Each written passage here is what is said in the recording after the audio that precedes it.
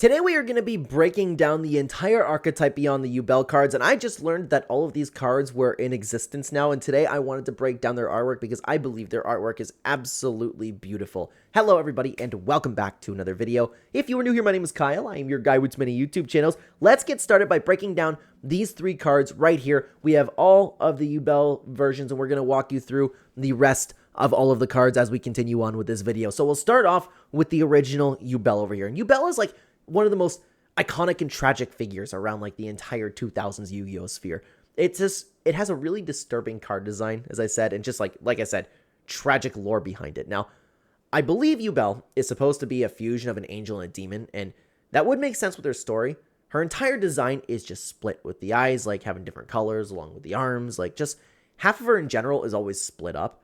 Now, what I find fascinating is Yubel's posture. She's open, she's confronting, welcoming an attack towards her just to make you kind of suffer for it. I love it when cards do that, by the way. Their artwork reflecting their effects. Their design all like kind of just mimics like the narrative role that they have, you know? A protector, turned obsessed, being driven by warped love. Yubel's always been bonded through Jaden, like with a childhood promise that she would always offer protection, but the card's dark effect kind of reflects how that one promise that was made kind of mutated into possession with Jaden. It can't be destroyed by battle and always inflicts damage instead of taking it. Like, I love it, dude. I think it's absolutely beautiful. But as we continue on with all of these Yubel cards, Yubel then evolves into the form of Terror Incarnate.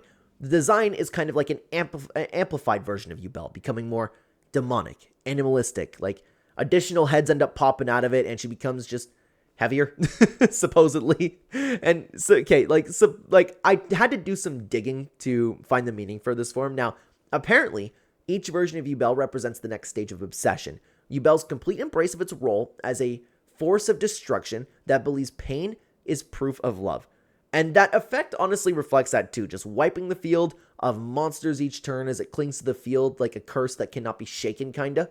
It's at the point where it's like no longer hard to kill, it just makes survival impossible for everything else, and I find that absolutely fascinating. Now, I know I looked deep into that. Those are not my words.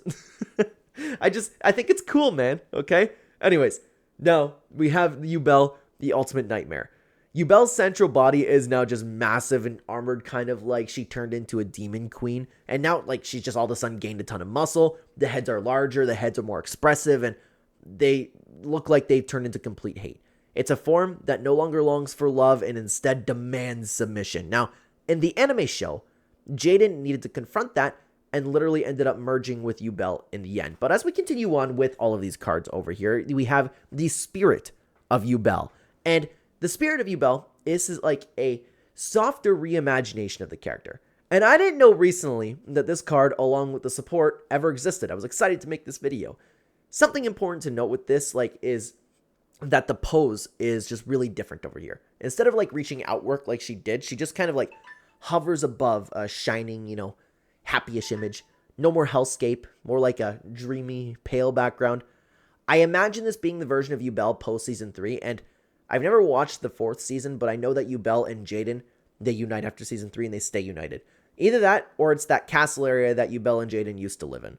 The image, though, it does kind of oddly feel nostalgic. This one's tough for me to dissect, man. The card does support the theme of happiness and, calmness. Yubel seems to be a protector here, but then again, she kind of still looks like a demon. Perhaps this being, the spirit of Yubel is the past version of the events that took place before GX. It's one of those, really, really tough ones, in my opinion, guys. But as we continue on, we also have a couple fusion cards, that being Phantom of Yubel and Yubel, the Loving Defender Forever. So for the first one, Phantom of Yubel, it's a weird one because we remove Yubel's detailed form entirely. It seems to show darkness kind of surrounding her soul. This could be the version of Yubel that's kind of longing for love with vengeance and evil taking over and showing kind of the tension within her soul. But the arm's still out there. It's a weird one to talk about, man. But the Loving Defender Forever is another kind of weird one, man. Visually, it kind of represents a callback to the original Yubel, but it's like an enhanced version. This version of Yubel is holding its other form and head just in tight, on almost kind of like it's nurturing it, But her hand and her face, they remain cold and it's focused. It's has more elegant armor and positioned limbs that kind of seem to indicate danger again, But like I was talking about earlier by her title, I would imagine that she's no longer protecting in this image, and she's still the protector. Perhaps she's the good version here, but like maybe she's just in like complete control of her darkness that she's capable of wielding. It's a really weird one. But let's continue on with the other cards that we have over here, and this is actually taking a little bit of a switch over from the actual Yubel cards, but we have the support. We have Geese Grinder Golem, starting off with that one. It's like, it's an outlier compared to the cards that we've been looking at, you know? The monster does seem like something the bad version of Ubel would create. The card, it summons itself to its opponent's field, forcing your enemy to do battle and just like punish them for it. And actually, I was stuck. I'm going to be honest with you guys, okay? I was stuck behind the meaning of this card, so I actually asked ChatGPT for an answer, and get this, okay? This is what it had to say. Thematically, Geese Grinder Golem, excuse me, has the idea that Ubel doesn't need to be present to inflict suffering. Its influence spreads like a virus, weaponizing everything that's around it, even soulless machines. How could I have possibly said anything better?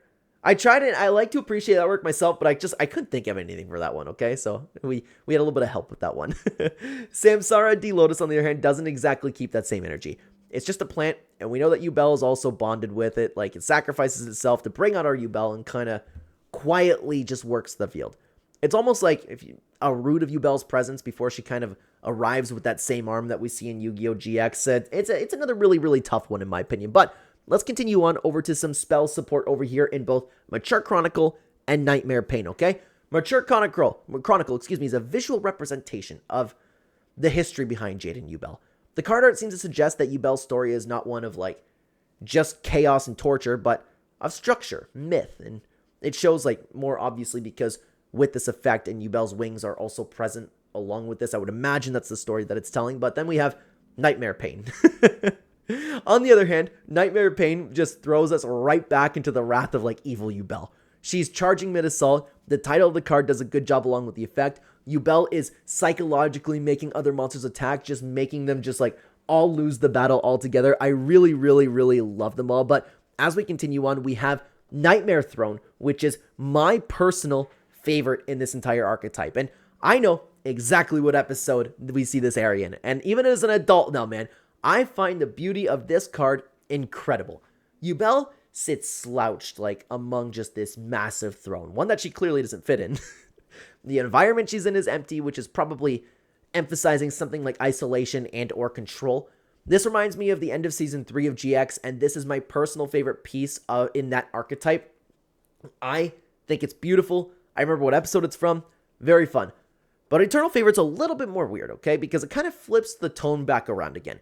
Ubel is surrounded by controlled fire and golden light. She seems to be, at this point, no longer the embodiment of torment. She had turned into maybe a complete angel instead. The title reflects her love and her bond with Jaden. It offers revival, it offers protection, fusion potential. It's a little bit of a tough one because it's almost like, I don't want to say it's left up for interpretation, but it's a little bit of a strange one. But guys, if you want to talk a little bit more about card art commentary, which I would absolutely love for you to have, we do have another video right here that I would love to have you over at talking about more card art commentary just like this video. Thank you so much for being here, everybody. Take care, guys.